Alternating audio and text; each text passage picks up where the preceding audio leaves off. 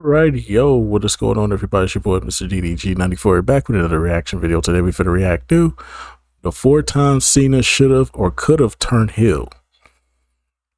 I know once upon a time we could have did this in 2012, but Vince didn't want to pull the trigger because this nigga getting them Kmart deals. Then Kmart went bankrupt the next year. the irony, right? The fucking irony, right? Missed opportunity right then and there. There were some other times though, but we'll see. Without further ado, let's get right into it. John Cena had been the leader of WWE for over 10 years. And in that time, many wanted him to embrace the role of a villain because at his core, Cena's for the machine. His character is cookie cutter good and overcomes the odds. They finally found someone to follow him in Cody Rhodes, and with that, WWE became comfortable turning him into a bad guy again. This is the first time Cena's been a heel since 2003, and there's a lot of eyes on this run. It has the potential to be his most interesting era yet, and that's saying something because Cena reigned atop WWE for over 15 years. 15 years full of memorable feuds and matches, but he's never had to do something like this, becoming the main antagonist of WWE. It might have been a good thing he didn't turn heel years ago because the kids would have been heartbroken. It's already hurting them now, but what about those that were raised to see Cena as the barometer of good? These kids now just see an old man that used to be the best. If 2007 me saw John Cena embrace the hate, then all hope would be lost. So this video is just me talking about moments where John Cena could have turned heel. It's a would've, could've, should've video. We all know why he didn't turn heel. You don't need to explain it. I'm just talking about moments where the storyline made sense for him to turn into a villain. So with that, let's get into it. Okay. After John Cena captured the WWE Championship, WWE began to change parts of his character. He turned into a super resilient good guy the likes of fans hadn't seen since Hulk Hogan. With Cena, he was starting to get watered down significantly, and was that he was pretty uninspiring in ring. By the end of 2005, fans were clamoring for a heel turn, but little did they know that things were just getting started. John Cena was the guy that WWE had been searching for, and it took them a long time to actually get their guy. You think he's gonna turn heel after 2 minutes? Well, in some ways, this was a great time to turn Cena into a villain. He was selling merch, of course, so it wasn't thought out much, but Cena had a lot of lore that could have played a part into a heel turn. This guy Triple H being cheered over him, the same man that they were complaining about for years, but all of a sudden he comes out to King of Kings, feels less like a final boss and they like him. I will say that this version of Triple H had a cool element to him compared to 2002 to 2005, but even then WWE didn't want him to win the match. There was a lot of disappointment when Cena won the main event, and it's funny looking back because I was a big Cena fan, but this man had pure haters. Rob Van Dam at One Night Stand gave us the closest thing to a Yeah, this actually was a good time to turn him heel if you wanted to. The fans are turning on him. The fans are turning on him. It seems like his back is always against the wall. He's always coming out on top, and there's always somebody coming after him. He understands that having the belt and all that, but if he did turn heel around this time, we would have never got we would have never got that iconic match with Edge. That match with Edge, we needed that. So as much as it makes sense that he could have turned heel around this time, that Edge feud was top tier at the time, bro. That was a good ass feud between him and Edge. That TLC match at Unforgiven, we needed that. heel version of John Cena. Cena was a great villain and seemed like one of those big bad villains that needed an enormous effort from the hero and his friends. And that's what happened. Him losing the title brought a mean streak for about a month, and it was an interesting version of Cena. With the black eye and all that anger, it gave him more depth and brought similarities to Stone Cold, who was aligned with nobody. This was a time he could have turned heel because he realizes that the world isn't all happy and proud, and that One Night Stand was an awakening. Of course, it wasn't going to happen because of the business end, but as a story, 2006 in general is one of the best times for him to embrace the hate. The month after the pay-per-view was the most interesting he was in the entire year because he felt unpredictable and came out of One Night Stand a different man. I think in another world, if Cena did turn heel here, he would have destroyed Hulk Hogan at SummerSlam, although politics H might play a part, and led the Raw brand before Triple H finally topples him. So Cena and Edge had an intense feud, with Cena signing a potential deal to SmackDown if he lost. Instantly, this would have been a fresh approach, as he could have feuded with Batista, Undertaker, Rey Mysterio, and Bobby Lashley. This is one that's talked about more. I don't think it was ever planned because I just can't see WWE even considering it. But one thing for sure is that WrestleMania 23 would have been Cena and Batista. I do like this concept because it changes everything with the WWE. John Cena's career changes entirely here, and again, it's all about money, but as a story, there's something there. He got screwed after the Chamber, the fans booed him at WrestleMania over the biggest villain on Raw, and to top it all off, the ECW fans hated his guts more than anything you could imagine. He was Cyrus, Jerry Lawler, and Hulk Hogan rolled into one to that ECW crowd. It was insanity. Fast forward to 2010, John Cena was the undisputed #1 wrestler in the world, and his popularity transcended North America and became the poster child for the modern era of professional wrestling, a role model for kids all around the world, and the greatest ambassador of Make-A-Wish. John Cena's role was set in stone as the name and face of WWE. You would have been crazy to assume he would turn heel. It made even less sense in early 2010 than it ever did beforehand. Jeff Hardy wasn't around anymore, and he wasn't reliable, and when you take Hardy out of the picture, there's no one that even comes close to Cena's drawing power. Story-wise, there was a great opportunity. A black and yellow shadow casted on the WWE. 7 rookies with the worst intentions to destroy the company took control of the show. Well, they only took control of Raw. They didn't used to show up much on SmackDown, but Cena was the only man that wanted to retaliate against them, but it felt almost impossible. He took beatings after beatings for months with no help from others, and it took 2 months for others to stand by his side in the battle against Nexus. As a kid, I always thought there was a chance for him to turn heel here. I was almost convinced he would join them at SummerSlam. But kid me should have known that it wasn't happening after he showed up looking like a grape. You know, that's how it was when you were a kid. You didn't really look at the merch and be like, oh, he's not turning heel. You don't notice this kind of stuff. Now, logically, it doesn't make sense for it to happen at SummerSlam because of the beatings he's taken. However, the later parts of the Nexus feud were so underwhelming, and a part of that is because even when Cena could have played heel, and when I mean play heel, I mean just a temporary tiny run that plays a part in Nexus's demise, they didn't do it. He wore the armband and had this boring look on his face when it could have been much more than it was. It could have been like Orton infiltrating the Wyatt family, where he was technically a heel throughout it, and then the story would have been about Cena destroying the Nexus from within, and the conclusion would feel much more impactful. He did try destroying the Nexus from within, but it was very dumb because he didn't even gain their trust. And on the other side, if Cena did fully turn, he would feud with Randy Orton, who was massively popular at the time. 2010 Orton without the wrist tape was like prime Stone Cold to be. But back to the topic of Cena, I just dislike how it ended. Either way, we should have seen a heelish version of Cena if he was going to join the group. It doesn't necessarily mean a run, but it could have been a chance to tease it. It is what it is, though. Yeah, this definitely could have been a good test run. I don't know why. This is why I said Vince was. We got to remember this is 2010s Vince. Vince in the 2010s. I'm sorry, dog, but Vince in the 2010s.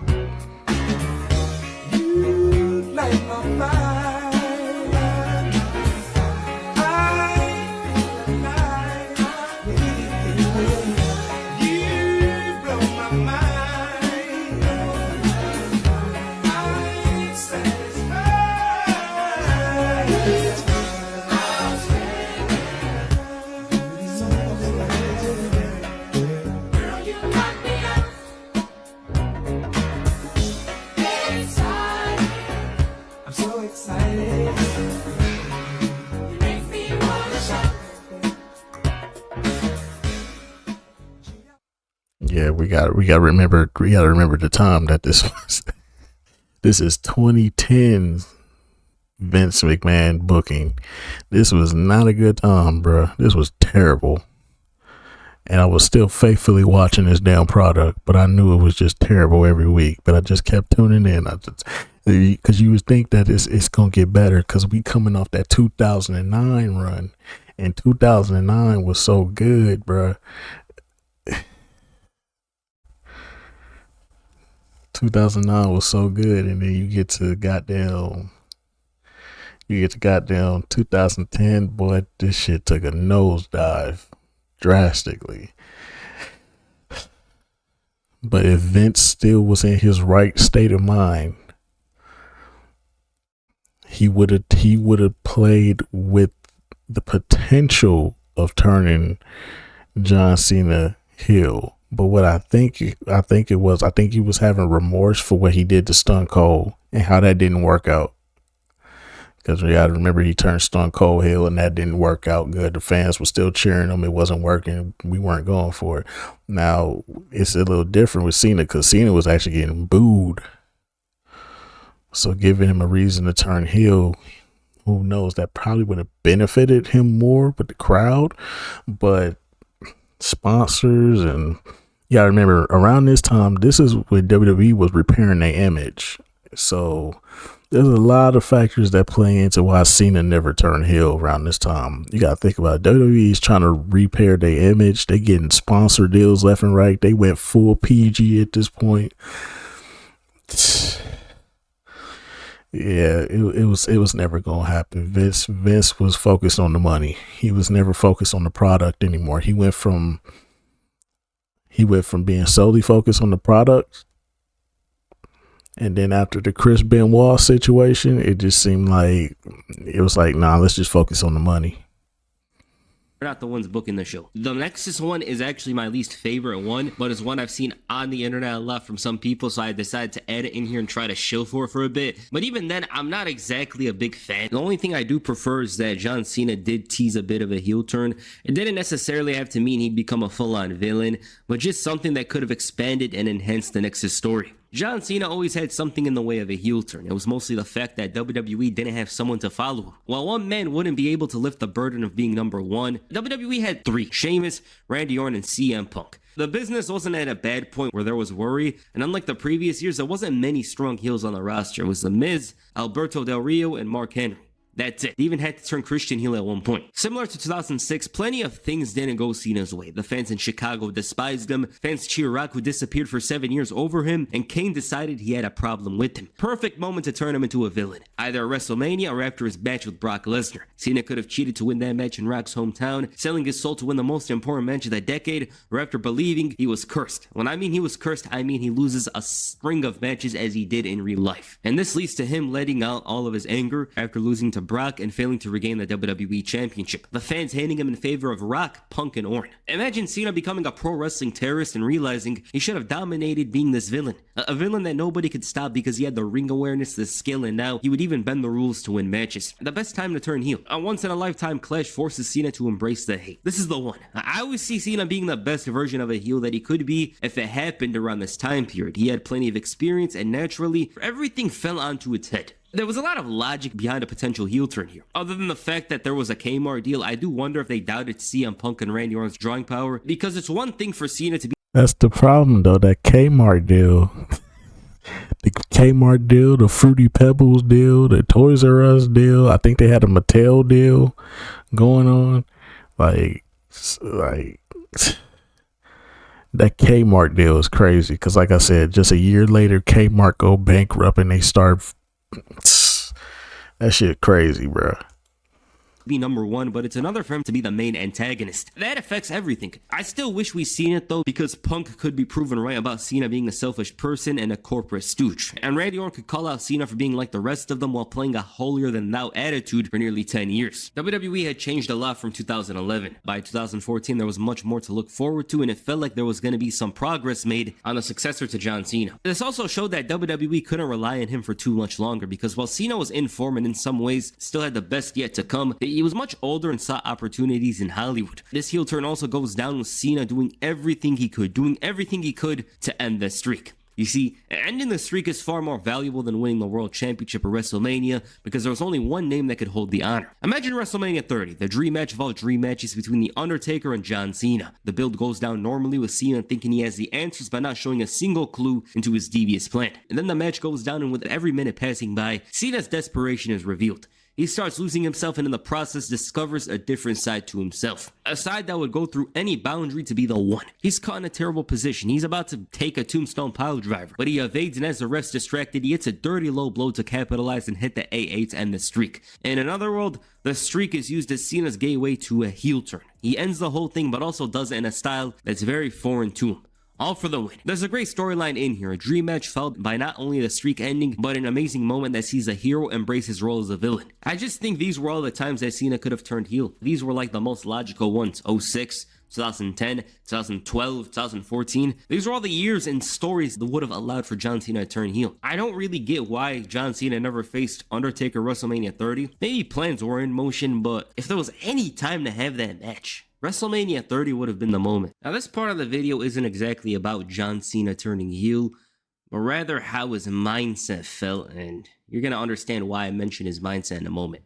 Bray Wyatt's encounters with John Cena have been the weirdest in Cena's entire career. What makes them weird is that in some ways it always feels somewhat tense and uncomfortable for Cena to stand in scenarios that make him question his own morals. The 2014 feud was a great story because it forced Cena to look into the mirror and test himself like never before to see if he's actually a good person as he claims. Wyatt was such an intelligent individual that he made Cena into a scared person. He knew that in another world he wouldn't be this great ambassador for kids, and it was a fight for his legacy. There was something to explore there, and I kinda wish WWE was like a movie where business decisions wouldn't affect the outcome of a story, but that's not a world we live in. WrestleMania 36 explores more of this story in a deeper way, and the one that gave us a lot of insight into John Cena's mind. This was Cena against the side he always knew was there but never entertained much of, and this also leads to his regrets and a moment where he actually swung that chair. Now, I just want to add something. I want to clarify this before I talk. This is all in theory. None of this is factual. It's just an observation I made while watching this, and all of this is theory. Do not take it as factual. So during this match, we are basically seeing a life of John Cena's, a career of John Cena's, where he endures failure after failure. He doesn't succeed with the Ruthless Aggression promo. It's nonsense. The Doctor of Thugonomics doesn't work. And when you add all of this up, Bray Wyatt leads into the event of WrestleMania 30. So in some ways, he's basically teleported to a universe where he isn't the success that he is. And this is the moment where Bray Wyatt hands him the chair. He's like, are you gonna betray your moral code? That's basically the theory I have. That's how you get the moments that I'm about to mention. He would become the biggest wrestler in the industry times 10. He was already an incredible star and somebody whose star power was unmatched. But going Hollywood and turning heel, as they made it seem like, would only increase his legend status. Wyatt ripped apart into Cena's career and into his personal thoughts like never before that it justified a heel turn. It didn't need to happen, but there was a lot of logic there with Wyatt being a man that exposes wrestlers' true intentions. This was something that we noticed a lot with Bray Wyatt's character. He kind of exposes people.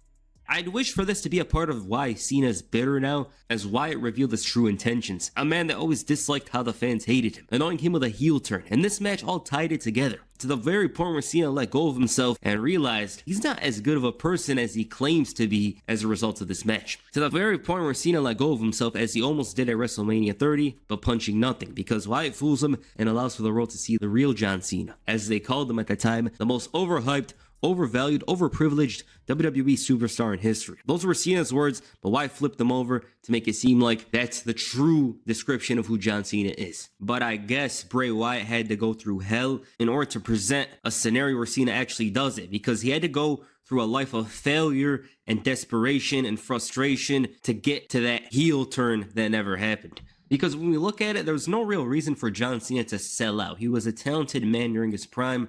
He wins, he always found a way to win, but now he actually stopped believing that he could win. So obviously, either he'd give up and retire, or he'd sell his soul, potentially win that 17th title, because this is the most desperate he could be due to it being his final year. I just want to make this video simple, talk about moments where Cena could have turned heel. You know, he's obviously turned heel recently, and we'll see how the run. Now that, ladies and gentlemen, is what I call long-term story writing right there. Let the man succeed, and then when he finally can't hang in the ring no more, turn him heel. That's some long term booking right there. They waited the fact that they waited this long to turn Cena heel. Now I'm starting to understand the message a little bit more. Now I'm starting to understand. I'm starting to see the vision more now. Because at first I was kind of like, why did they wait till now, though? I mean, I'm happy that they're doing it, but why now? Now I understand why. Because he can't win no more. When he was winning, it made sense not to turn him heel. It's like he's seen it. He's going to always overcome it. But now that he can't overcome it, gotta be. Yeah, it makes so much sense now. That's long term booking, ladies and gentlemen. That is great long term booking. Vince could never. Let's just get that the way right now. Vince would never let this happen. I know Vince McMahon somewhere punching air right now. I know he is.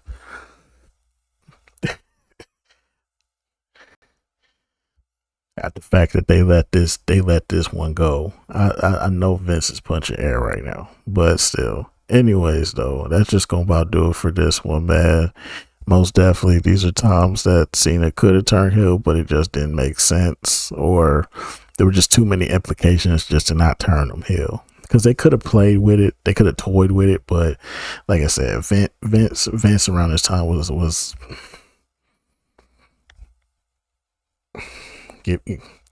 Vince was trash around this time, bro. Like Vince would cook sometimes, but for the most part, bro, throughout the 2010s, bro. Try it. That shit is fucking trash, dog. Get the fuck off the airwaves. But anyway, so that's just gonna about do it for this one. I'll see y'all in the next video. Till then, peace out.